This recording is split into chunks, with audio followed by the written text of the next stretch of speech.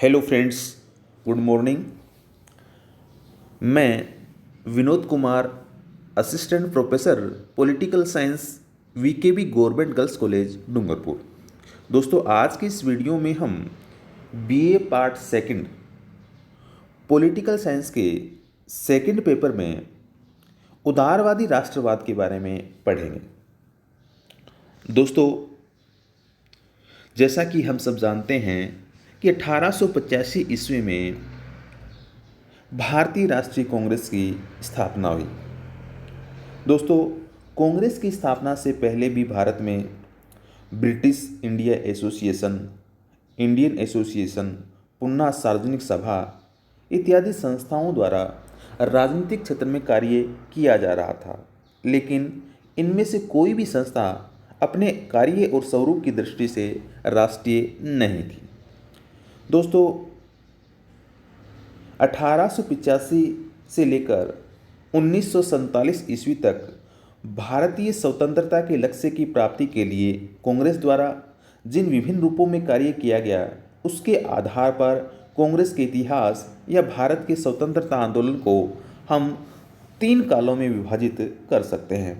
पहला जो काल है वह है उदार या नरम राष्ट्रीयता का काल, जो 1885 से 1905 तक का है। दूसरा जो काल है वो है उग्र राष्ट्रीयता का काल, जो 1906 से 1919 तक का है। और तीसरा काल जो है वो गांधी युग के नाम से जाना जाता है, जो 1920 से 1947 तक है। दोस्तों, इस वीडियो में हम प्रथम काल के बारे में या उदार या नरम राष्ट्रीयता के काल के बारे में पढ़ेंगे। दोस्तों, उदार या नरम राष्ट्रीयता का जो काल है वो 1885 से लेकर 1905 तक का है। दोस्तों, उदारवादी जो थे वो सुधार की नीति में विश्वास करते थे, इसलिए उनके द्वारा व्यवहारिक दृष्टिकोण अपनाते हुए बहुत ऊंची मांगें नहीं की गई। उदारवादी जो थे उनकी प्रमुख मांगें इस प्रकार थी, जैसे भारतीय शासन की जांच, भारत मंत्री तथा भारत परिषद का अंत, केंद्रीय तथा प्रांतीय विधान परिषदों का विस्तार तथा सुधार, इंग्लैंड से आने वाले कपड़े पर आयात कर लगाना इत्यादि। दोस्तों, 1885 से 1905 के काल में भारत के राष्ट्रीय आंदोलन पर उदारवादी नेताओं का प्रभाव और नियंत्रण बना रहा। इन उदार राष्ट्रवादियों की विचारधारा और कार्य पद्धति कैसी थी, हम इसको जानने का प्रयास करेंगे। दोस्तों, सबसे पहले हमें ये ध्यान रखना है कि उदारवादी जो थे वो ब्रिटिश सरकार के प्रति राजभक्ति रखते थे। दोस्तों, इस बात में कोई भी संदेह नहीं है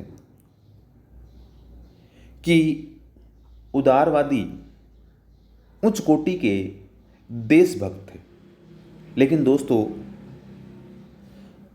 वे अपनी देशभक्ति के बावजूद ब्रिटिश शासन के बड़े प्रशंसक थे। दोस्तों, दादा भाई नारोजी ने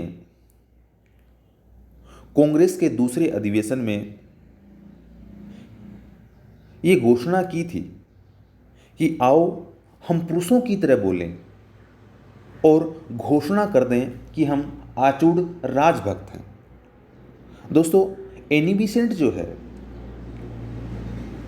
उस एनी बेसेंट ने इन नेताओं के संबंध में कहा था कि इस काल के जो नेता हैं वो अपने को ब्रिटिश साम्राज्य की प्रजा मानने में गौरव का अनुभव करते थे।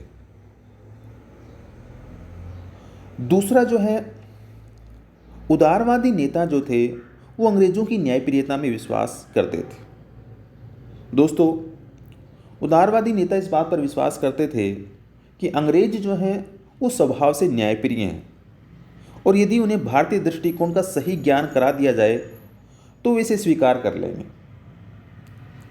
दोस्तों, रहमतुल्लाह सयानी ने घोषित किया था कि अंग्रेजों से बढ़कर सच्चरित्र तथा सच्ची जाति इस सूर्य के प्रकाश के नीचे नहीं बसती। यही भावना अन्य उदारवादी नेताओं की भी थी। दोस्तों, तीसरा, उदारवादी जो थे वो ब्रिटेन के साथ संबंध भारत के हित में मानते थे। दोस्तों, अधिकांश प्रारंभिक राष्ट्रीय नेता पश्चिमी शिक्षा की देन थे और उनका विचार था कि ब्रिटिश शासन ने अंग्रेजी साहित्य, शिक्षा पद्धति, यातायात और संचार की व्यवस्था और स्थानीय स्वायत्त शासन के रूप में हमें एक प्रगतिशील सभ्यता प्रदान की है। और उनका ये भी मानना था कि ब्रिटिश शासन ही आंतरिक अशांति और बाहरी आक्रमण से भारत की रक्षा कर सकता है।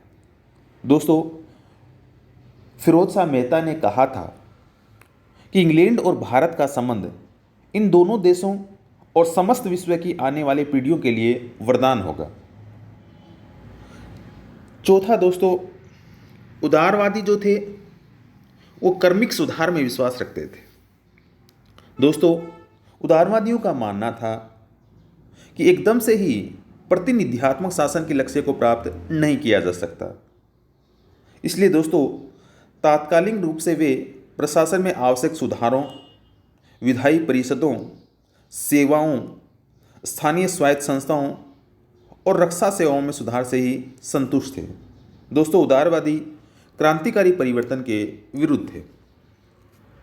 अगला दोस्तों, उदारवादी जो थे उनका लक्ष्य राजनीतिक स्वशासन की प्राप्ति था। दोस्तों, उदारवादी जो थे वो सुधार में विश्वास करते थे, लेकिन इन वैधानिक सुधारों का अंतिम जो लक्ष्य था वो भारतीयों के लिए स्वशासन की प्राप्ति था। दोस्तों, वे ब्रिटिश शासन के अंतर्गत स्वशासन की स्थापना चाहते थे।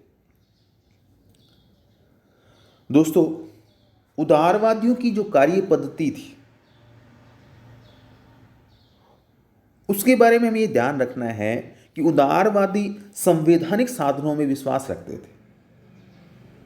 उदारवादी जो थे वो हिंसा और संघर्ष के विरोधी थे। दोस्तों, उदारवादियों के द्वारा वैधानिक सुधार के अपने लक्ष्य को प्राप्त करने के लिए प्रार्थना पत्रों, स्मृति पत्रों और प्रतिनिधि मंडलों का मार्ग अपनाया गया था, जिसे उनके आलोचकों ने राजनीतिक भिक्षावृत्ति का नाम दिया था। अब दोस्तों, हम उदार राष्ट्रीयतावादी युग के नेता कौन कौन थे उनके बारे में जानेंगे। दोस्तों, उदार राष्ट्रीयतावादी युग के प्रमुख जो नेता थे उनमें एलन ओक्टेवियन ह्यूम, दादा भाई नारोजी, सुरेंद्र नाथ बनर्जी, फिरोज शाह मेहता और गोपाल कृष्ण गोखले इत्यादि थे। लेकिन आपको ध्यान में रखना है दोस्तों कि अगर आपको एग्जाम में पूछा जाए कि उदारवादी युग के प्रतिनिधि नेता कौन थे, तो आपको ध्यान रखना है गोपाल कृष्ण गोखले थे। आपसे ये भी पूछा जा सकता है एग्जाम में कि दो उदारवादी नेताओं के नाम लिखिए, तो आप लिख सकते हैं दादा भाई नारोजी, सुरेंद्र नाथ बनर्जी, फिरोज शाह मेहता, गोपाल कृष्ण गोखले। अब दोस्तों, हम ये जानने का प्रयास करेंगे कि उदारवादियों की क्या कमजोरियां थी और उदारवादियों के कार्यों का क्या महत्व था, अर्थात हम उदारवादियों का मूल्यांकन करेंगे। दोस्तों, सबसे पहले हम उदारवादियों की दुर्बलताओं के बारे में जानने का प्रयास करेंगे। दोस्तों, उदारवादियों की पहली दुर्बलता तो ये मानी जाती है कि उदारवादी नेता जो थे वो पाश्चात्य रंग में रंगे हुए थे।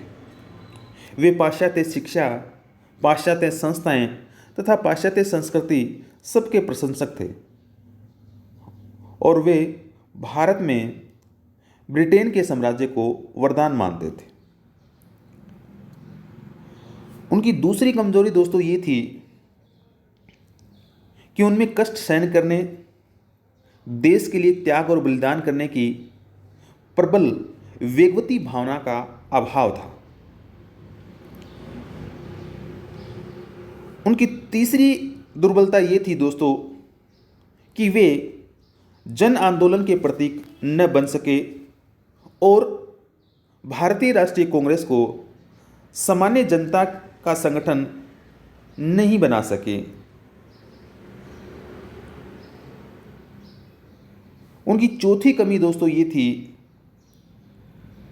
कि उन्होंने प्रार्थना पत्र, याचना पत्र तथा प्रतिनिधि मंडल के तरीकों में ही अपने कर्तव्य की तीसरी मान ली थी। ये सब तरीके इतने विनम्र थे कि शासन ने सदैव उनकी उपेक्षा की। दोस्तों, इन सब दुर्बलताओं के बावजूद भी उदारवादी नेता भारतीय स्वतंत्रता आंदोलन के प्रारंभिक कर्णधार कहे जा सकते हैं। राष्ट्रीय आंदोलन के इतिहास में उनका वह महत्व है जो किसी सुंदर महल के निर्माण में नींव के पत्थरों का होता है। दोस्तों, उदारवादियों का पहला महत्व तो यह है कि उन्होंने ब्रिटिश शासन के दोषों को स्पष्ट करने का कार्य किया। दोस्तों, कांग्रेस के द्वारा अपनी स्थापना के समय से ही ब्रिटिश शासन की बुराइयां बताने और उसे जनहितकारी रूप प्रदान करने का प्रयत्न प्रारंभ कर दिए गए। नौकरशाही की बुराइयां बताने के क्रम में उन्होंने विदेशी शासन के दोष स्पष्ट कर दिए और उग्र राष्ट्रवादी तत्वों को विदेशी शासन के विरुद्ध लड़ने के लिए शक्तिशाली शस्त्र प्रदान किए। अगला जो उनका महत्व है वह भारतीय राष्ट्रीयता के कारण। दोस्तों, उदारवादियों के कार्य तात्कालिक रूप में अधिक महत्वपूर्ण न होते हुए ऐसे थे जिनके सुदूरव्यापी और अत्यंत महत्वपूर्ण परिणाम हुए। भारत में राष्ट्रीयता के जनक ये उदार राष्ट्रवादी ही थे। उन्होंने देशवासियों को शिक्षा दी कि वे सांप्रदायिक और प्रांतीय धरातल से ऊपर उठकर राष्ट्रीयता की भावना को अपने हृदय में विकसित करें। तीसरा जो उनका महत्व है, उन्होंने भारतीयों को राजनीतिक शिक्षा प्रदान की। उन्होंने भारतीय जनता को राजनीतिक शिक्षा प्रदान की और उसमें प्रजातंत्र तथा स्वतंत्रता के आदर्शों को प्रसारित किया। चौथा जो उनका महत्व है दोस्तों, उन्होंने भारतीय स्वतंत्रता संग्राम का आधार तैयार किया। दोस्तों, उदारवादियों ने एक ऐसी पृष्ठभूमि तैयार की जिसके आधार पर ही भविष्य में स्वतंत्रता हेतु विभिन्न आंदोलन किए जा सके। के.एम. मुंशी लिखते हैं कि यदि पिछले 30 वर्षों में कांग्रेस के रूप में एक अखिल भारतीय संस्था देश के राजनीतिक क्षेत्र में कार्यरत न होती तो ऐसी अवस्था में गांधी जी का कोई भी महान आंदोलन सफल न होता।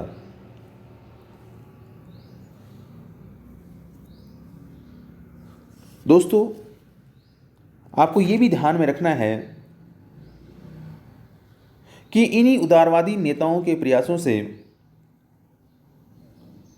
भारतीय परिषद अधिनियम 1892 लाया गया। दोस्तों, यद्यपि यह अधिनियम जो है वो भारतीयों को संतुष्ट न कर सका, लेकिन फिर भी देश के वैधानिक विकास की दिशा में ये एक निश्चित प्रगतिशील चरण था। इस प्रकार दोस्तों, आज की इस वीडियो में हमने उदारवादी राष्ट्रीयता या कांग्रेस के उदारवादी पक्ष के बारे में जानने का प्रयास किया। हमने इस वीडियो में उदार राष्ट्रवादियों की विचारधारा और कार्य पद्धति को जाना, उदार राष्ट्रीयतावादियों के नेताओं के बारे में जाना, उदारवादियों की कमजोरियों के बारे में जाना और उनके महत्व के बारे में जाना। अगले वीडियो में दोस्तों एक नए टॉपिक के साथ फिर मिलेंगे। तब तक के लिए जय हिंद, जय भारत।